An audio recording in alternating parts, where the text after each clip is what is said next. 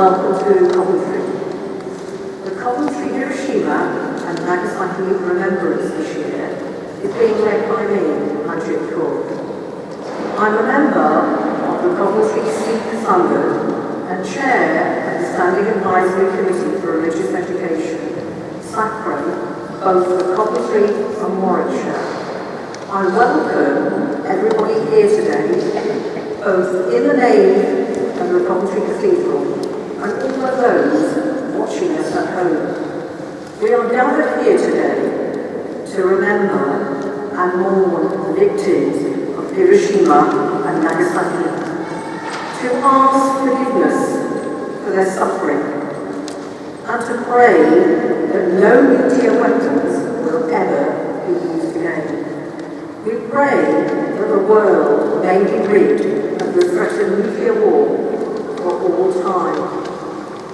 My colleague Pru Porretta, as Lady Godiva, will read a Hiroshima victim witness account to you. Thank you. The 6th of August, 1945, 8 a.m. The hour was early, the morning still, warm and beautiful, shimmering leaves reflecting sunlight from a cloudless sky made a pleasant contrast with shadows in my garden as I gazed absently through wide front doors opening to the south. Suddenly, a strong flash of light startled me, and then another. Through the swirling dust, I could barely discern a wooden column that had supported one corner of my house. It was leaning crazily, and the roots sagged dangerously. Moving instinctively, I tried to escape. But rubble had fallen, timbers barred my way.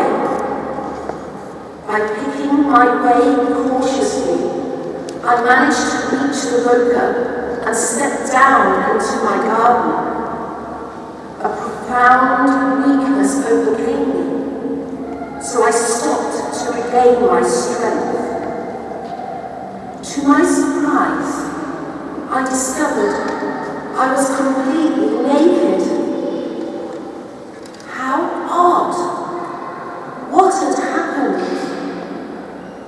All over the right side of my body, I was cut and bleeding. A large splinter was protruding from a mangled wound in my thigh, and something warm trickled into my mouth. My cheek was torn. I discovered it gingerly, with the glass which I matter-of-factly dislodged, and with the detachment of one stunned and shocked, I studied it and my blood-stained hand.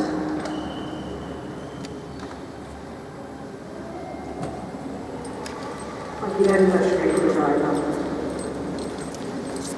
We now exchange messages of greeting between Coventry and Hiroshima. A letter of greeting from the Mayor of Hiroshima will be read by the Lord Mayor of Coventry, Councillor Jaswant Singh Birdi, and the reply of the greeting from Coventry will be read by our representative from the Embassy of Japan, Mr. Yasuyuki Okazaki, the Minister of Public Diplomacy. Please could I ask the Lord Mayor of Coventry to come to the stage.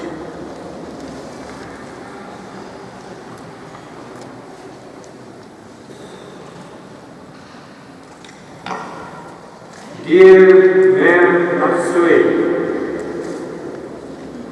it is with great honor that I write to you and the people of Hiroshima to send you the good wishes of your friends here in the city of Coventry. The particular date of 6th August is one the whole world must remember and keep honoring it.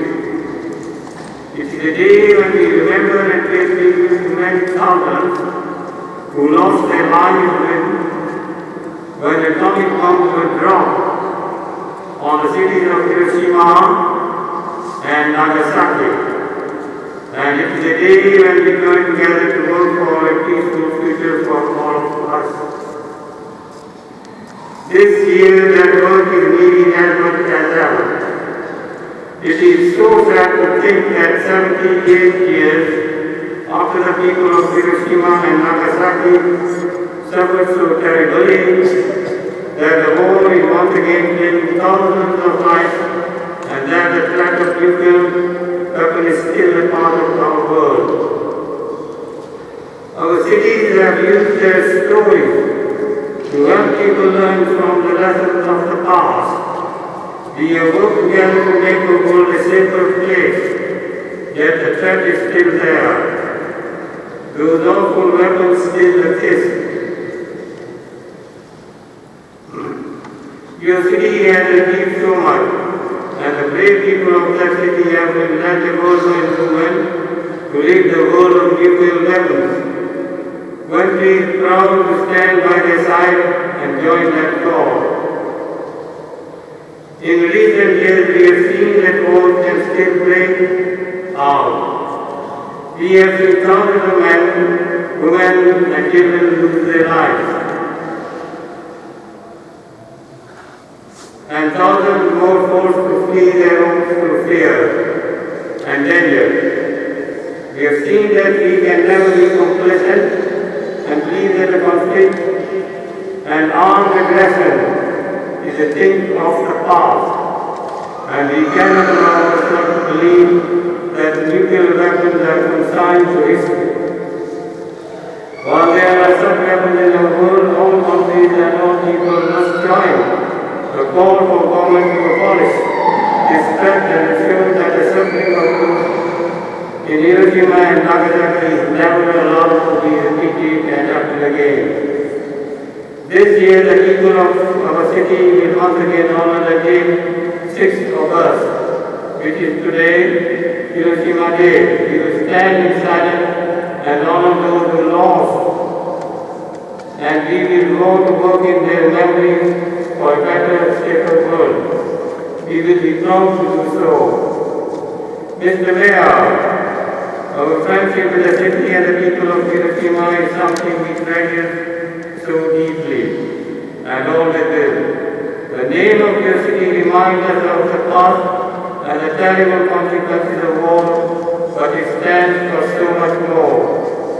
It stands for a city that spreads a message of peace and friendship, a beautiful city that has been revealed by its people to help lead the way to a better world. We thank you for your work and for your friendship, and we send you our best wishes for a happy, healthy, peaceful, and prosperous future. Thank you. I'm going to read the message from Mayor of Hiroshima, Mr. MATSUI Kazumi on his behalf.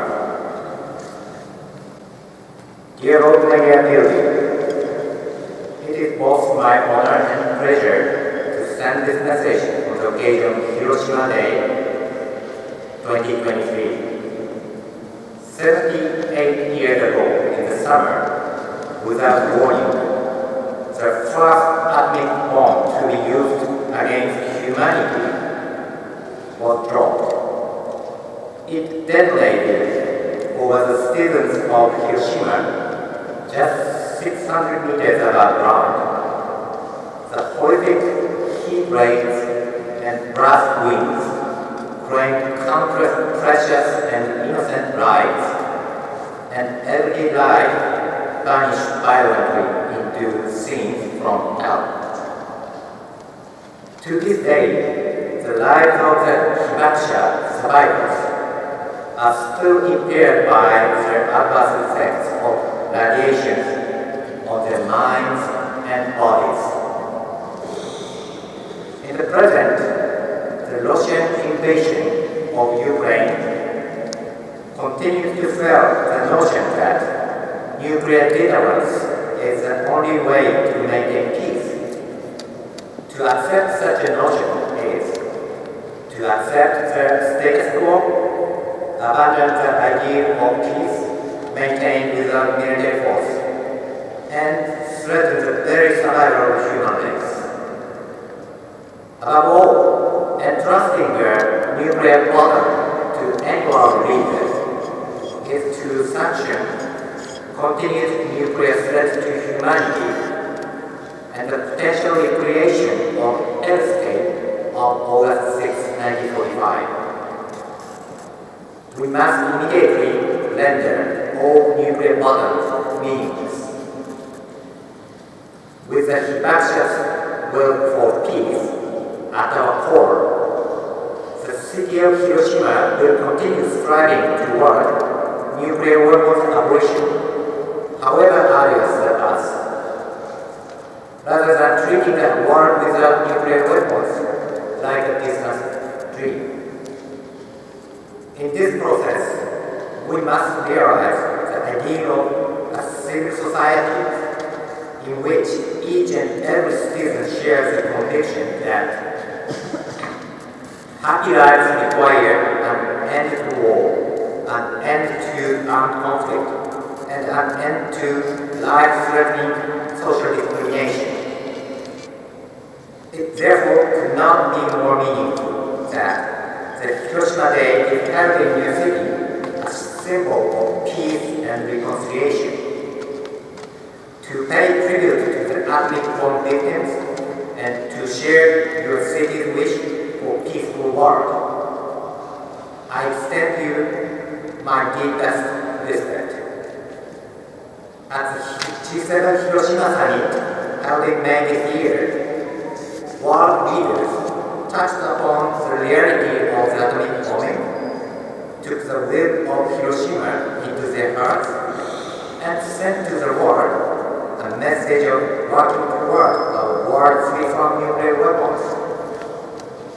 In the wake of the G7 Hiroshima Summit, together with more than 8,200 mayors for peace member cities, our city will never stop in its mission to promote a culture of peace that rejects all forms of violence and to encourage policymakers to pursue foreign policy through dialogue without relying on nuclear deterrence. I'd like to ask you to act in solidarity with us as we strive to eliminate nuclear weapons and realize lasting world peace. In closing, I extend my best wishes for the further prosperity of your cities as well as your good health. Sincerely yours, August 6, 2023, MATSUI Kazumi, Mayor, the City of Hiroshima. This is a message from Hiroshima to Japan. Thank you very much.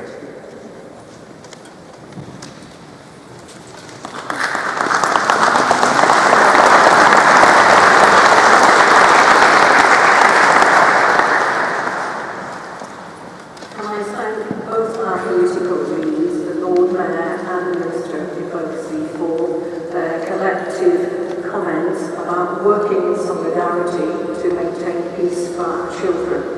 Thank you for reminding us, sadly, about the situation in Ukraine, but hopefully it will double our efforts to make sure that we're not in that situation again.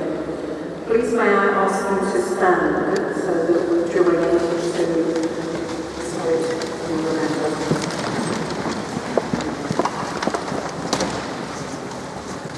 We remember the parents who lost their children in Hiroshima and Nagasaki, and the families who still mourn.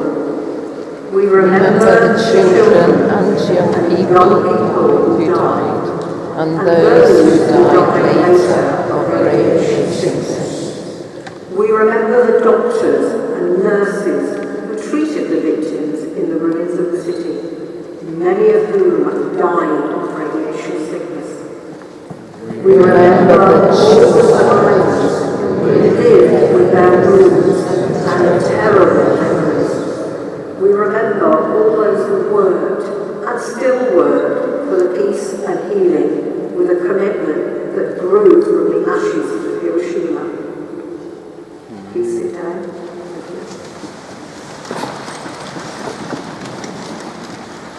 item is going to be shared with us from our students from Cardinal Newman School in Coventry. They are representing all our young people in Coventry today to share a story about a young girl in Hiroshima.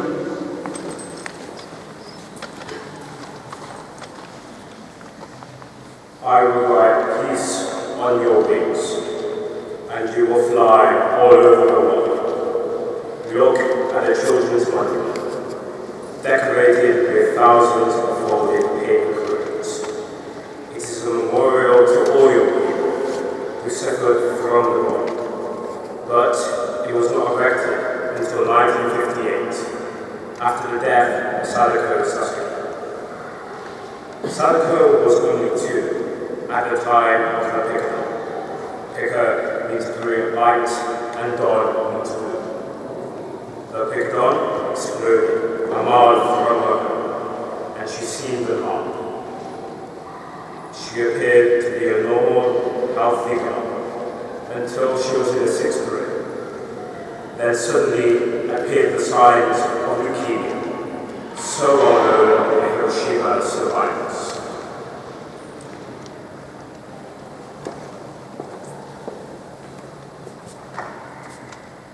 According to the legend that has grown up around her, Sadako was very brave in hospital. I don't want to die, she wrote solemnly in her diary. Yet she managed to laugh and sing gaily when her classmates came to visit her, as she folded paper cranes. There is an old belief in Japan that a crane can live 1,000 years. If you fold 1,000 cranes, they will protect you from illness. But Sadako did not have the strength or time to reach 1,000. In October 1955, when she had made only 644, she died. Her friends added the missing cranes and placed them all in her coffin with her. And then, as the young people of Hiroshima could no longer bear watching their friends die slowly over the years, they rose up together to do something about it. They would erect a monument to Sadako in Peace Park to remind the grown-up world what the bomb had done to the first children who had experienced it. With an amazing zeal, Sadako's classmates started a campaign to raise money for Japan, to the amazement of the published holders in National City. They collected a miraculous sum, 27 million yen, $20,000, and commissioned a distinguished sculpture in Tokyo to decide a monument for them. It is a powerful memorial on top of an oval granite pedestal that symbolizes mountain life, fabled mountain of paradise. Sadako's eyes holding me in an outstretched voice. Colorful paper maze, gardens, each 1,000 cranes from all over the world have been placed there as offerings. At the base are the words, "This is our right, this is our prayer, peace in the world."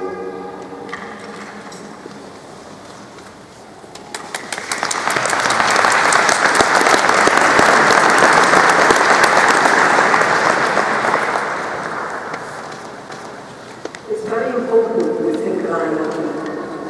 As adults, our actions impact on them.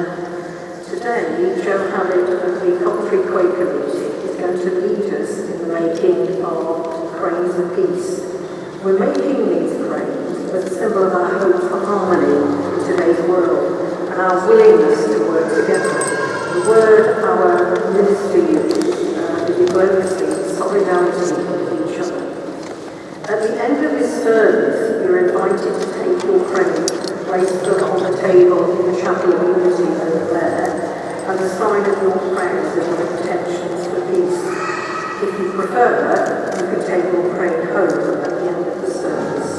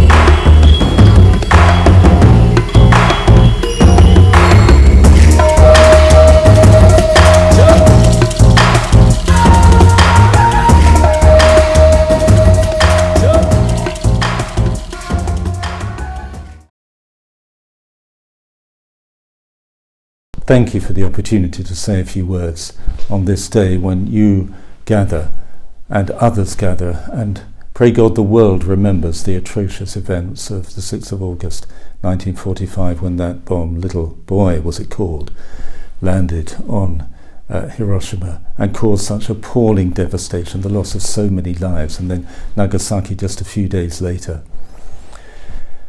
Since coming to Coventry, I've been reconnected with a moment in the life of my own father when he was a little boy, and bombs landed in London in 1918 and his mother was killed in an air raid.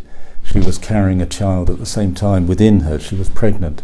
My father lived a good and long life, an honourable life, but he never recovered from that grief that seared him from that day onwards, and he lived without a mother, he lived without brother or sister. And I came to this city and found other survivors of the bombings of Coventry during the Second World War, young children at the time who lost loved ones and had lived with that grief ever since those awful days. Every life counts. The bombing of any city, any place is a terrible thing. But in a sense that experience of Coventry and even London doesn't compare with the devastation that was wreaked upon Hiroshima and then Nagasaki, and all those lives that were lost, and all those lives that since then have suffered the consequences of that event in world history that still haunts humanity and casts a shadow over the whole planet. It led to proliferation of states with that nuclear bomb power, and to the proliferation of weaponry. Many heroic efforts were made in subsequent decades. People's campaign to ban the bomb, the Non-Proliferation Treaty, which was designed to, we know, to stop other states acquiring nuclear weaponry, to reduce the amount of weapons, and then eventually to lead to world disarmament of nuclear weapon capacity. We know also that both of those movements, the diplomatic movement and the People's Campaign, were unsuccessful, and today we still live under the threat of nuclear war. And indeed, in these days when there is war in Europe, that threat has become audible to us again, and we even have weaponry that's deployed ready for use in Belarus at the moment. We have threats of the use of that weaponry, and we even have counter threats of what might happen if a bomb were to be released. We live in the shadow of the humanitarian disaster that would be unleashed upon the world through nuclear warfare. And in the midst of this, we still have the hibakusha, the survivors, the noble survivors of Nagasaki and Hiroshima, who hold out to the world the history of that event, its legacy, and call the world by their noble witness to work with an urgency for the elimination of nuclear weapons. It is sometimes said that nuclear weapons can provide some sort of security to the world to stop world war escalating. Well, I don't want to live with that sort of security, because it's a false security. It's an empty promise. It will not be able to deliver in the long term, and it is incumbent upon us all to listen to the experience of the hibakusha, the survivors, and to work in our time for the elimination of nuclear weapons. This is an urgent task for humanity, among the many urgent tasks we face today. On this day when Christians remember the transfiguration of Jesus, the revelation of who he really is, I pray that this day will be a day when we remember what humanity really is, precious in God's sight, precious to each other, of infinite value. Every little boy, every little girl is of infinite value, and therefore, for their sakes, we must seek the elimination of nuclear weapons in our time, not in the distant future, but in our time. And let this awful war that's taking place, let that be a spur to us now to work again for the end of this threat of nuclear warfare.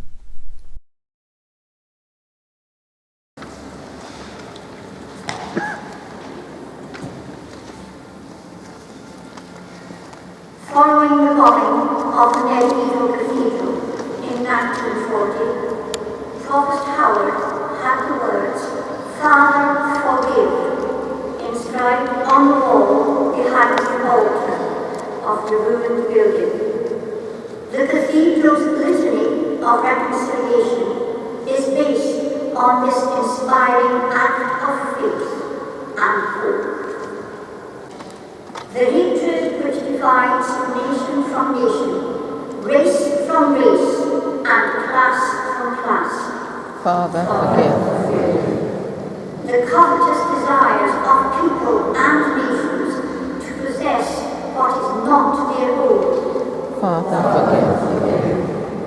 The greed which exploits the work of human hands and lays waste the earth.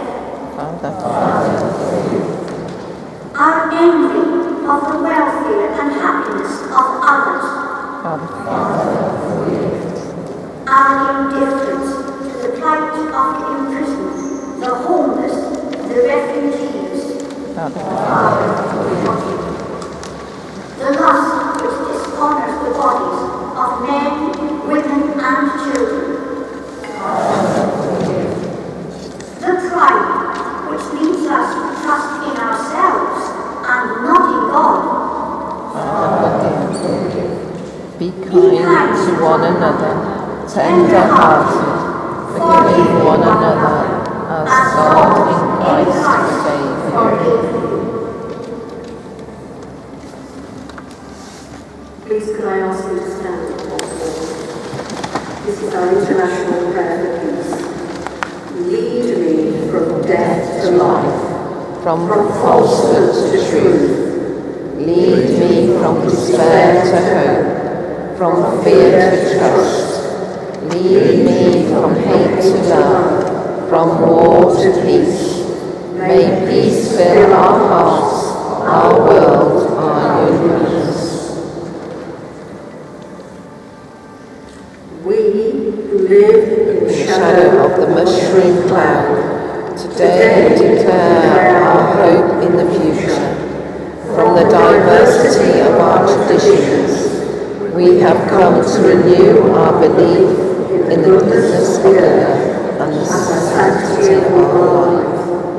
We declare we are at peace with all people of goodwill. We need no leader to define for us an enemy. We choose to be peacemakers rather than peacekeepers.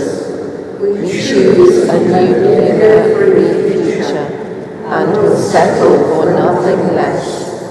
We unite ourselves with people all over the world. Before us are set life and death. We choose life, and we, our children,